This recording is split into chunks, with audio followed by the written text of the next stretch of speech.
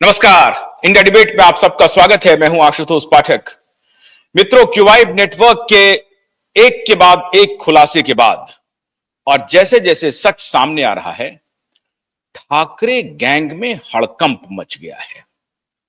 ऐसा कोहराम मचा है कि अब उनके, और मैं आप इसे असंवैधानिक थोड़ा कह सकते हैं, लेकिन आज मैं वो हिमाकत कर रहा हूं कि उनके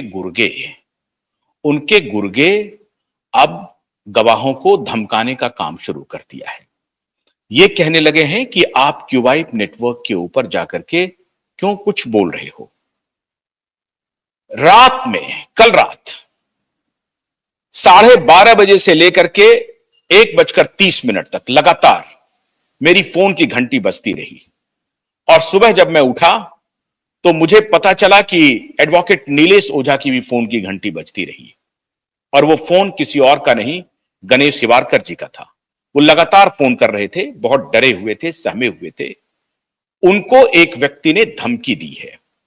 आपको मालूम है कि हमने बृहस्पतिवार तक का वक्त दिया है और आज मैं आप सबके बीच खुलासा कर रहा हूं कि अगर मुमकिन हुआ तो कल 1 बजे जो सबसे बड़ा खुलासा क्यूवाइब नेटवर्क करने वाला है, वो सारी तस्वीर हम आपके सामने रख देंगे। अब बृहस्पतिवार और बुधवार का नाम आते ही ठाकरे गैंग में कोहराम मच गया, हड़कंप मच गया, कांपने लगा है ठाकरे गैंग। उनको लगने लगा है कि अब उनकी कोई शक्ति काम नहीं आ रही है, अदालत भी अब उन्हें बचा नहीं पाएगी, बड़े से बड़े राजनीतिक रसूख रखने वाले लोग नहीं बचा पाएंगे। एजेंसियां और ईमानदार पुलिस वाले पहले ही हमारे साथ आ चुके हैं। कल हमने यह भी बताया था आपको कि कैसे ईमानदार पुलिस वाले के परिवार वाले हमारे साथ खड़े हैं। ईमानदार पुलिस ऑफिसर की पत्नियां हमारे साथ आकर खड़ी हो गई हैं और उन्होंने कहा कि क्यूवाइब नेटवर्क के साथ, आशुतोष जी आपके साथ हम सभी खड़े हैं, क्योंकि वो सिर्फ एक बेटी का मामला नहीं है, एक दिशा का मामला नहीं है, एक सुशांत का मामला नहीं है, वरन की इस देश की लाखों करोड़ों बेटी का मामला है, उसकी सुरक्षा का मामला है। आज हॉर्सेस माउथ में आपको सुनवाता हूं कि कौन धमकी दे रहा है ठाकरे की तरफ से और किसको धमकी दे रहा है। और अगर यह बात सच साबित हुई, अगर यह धमकी की बात सच साबित हुई, जो कि सच ही है, अगर यह सच साबित हुई और दिशा और सुशांत केस में इस व्यक्ति की जिसने धमकी दी है, अगर यह बात सच साबित हुई कि इनकी भी संलिप्तता है, तो मैं आज डंके की चोट पर कह रहा हूं कि उन्हें भी मान से निकाल करके हवालात भिजवाऊंगा। तो स्वागत करते हैं गणेश हिवारकर का। बहुत बहुत स्वागत है गणेश जी आपका जी। और वो व्यक्ति हैं, कौन है वो व्यक्ति, किसने इन्हें धमकी दी, इन्हीं की जुबानी सुनिए। कब इन्होंने धमकी दी, फिर इन्होंने कब उनको रिवर्ट किया और क्यों इन्होंने रात 12:30 के बाद 1:30 तक लगातार हमसे बात करने की कोशिश की। अनफॉर्चुनेटली हमारी इनसे बात नहीं हो पाई। इन्होंने एडवोकेट नीलेश ओझा जी को भी फोन किया, ये घबराए हुए थे। आज आपके सामने मौजूद हैं गणेश जी।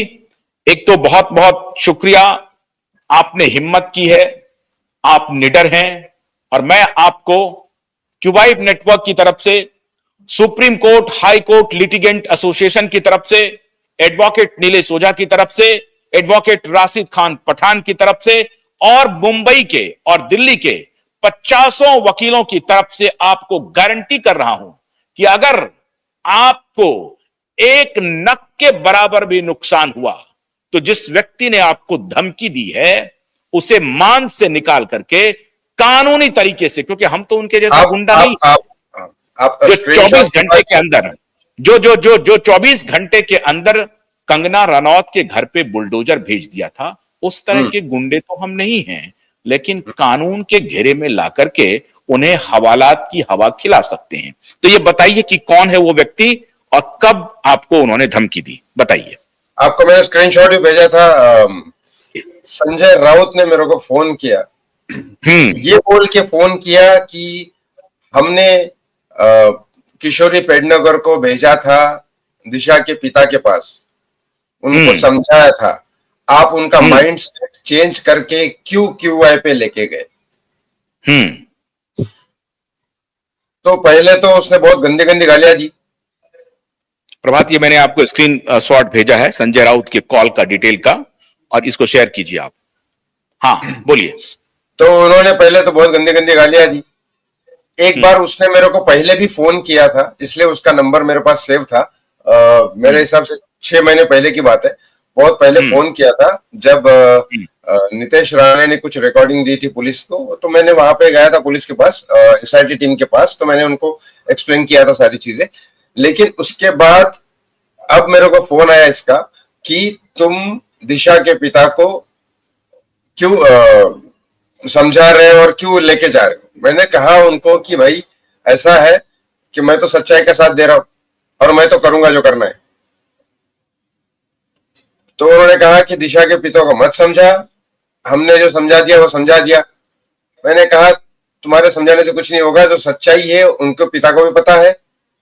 अब मैंने जो बता दिया, अब वहां पे जाएंगे वो, और उसके बाद आपकी तरफ से उन्होंने केस भी फाइल किया, तो उसको ये लग रहा है कि मैंने उनको कन्वर्ट किया। तो मैंने कहा देखो जो भी है मैं तो लेके आया उनको, मैंने उनको सच्चाई बताई, और मैं जो सुशांत के लिए करना चाहता हूं वो तो मैं करूंगा ही।